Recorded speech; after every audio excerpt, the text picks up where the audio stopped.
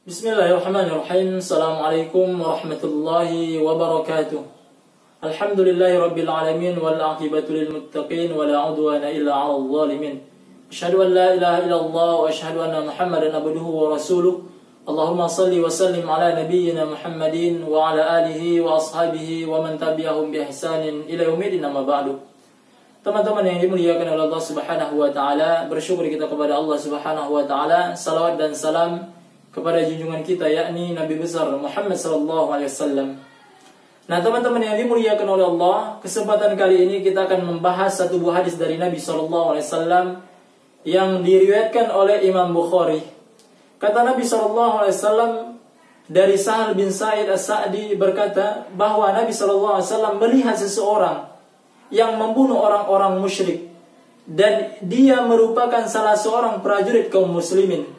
Akan tetapi jamaah yang dimuliakan oleh Allah Subhanahu wa taala, kata Nabi sallallahu alaihi wasallam, "Maukah aku tunjukkan seseorang ahli neraka? Maka lihatlah orang ini."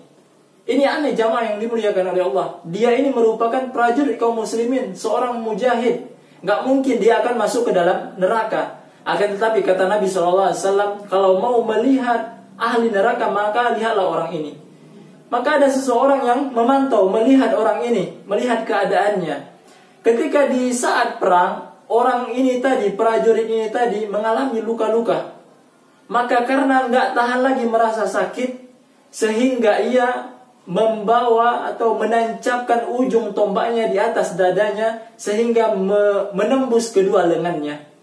Maka jamaah yang dimuliakan oleh Allah Subhanahu wa taala, selanjutnya kata Nabi SAW, sungguh ada seseorang yang dianggap oleh manusia merupakan ahli surga, akan tetapi pada akhirnya dia merupakan ahli neraka. Dan sebaliknya ada seseorang yang dilihat oleh manusia merupakan ahli neraka, akan tetapi pada akhirnya dia merupakan ahli surga.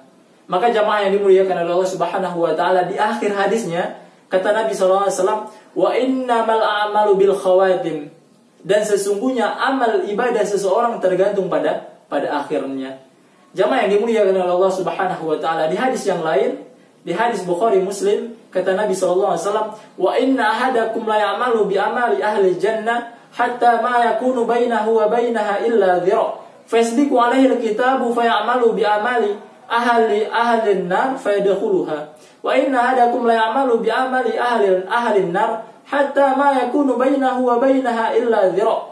Fayasbiqu alaihi al-kitabu fayamalu bi amali ahli al-jannah fayadkhuluha." Jemaah yang dimuliakan oleh Allah, kata Nabi sallallahu alaihi wasallam, seseorang yang melakukan amalan ahli surga sehingga antara dia dengan surga tinggal sehasta.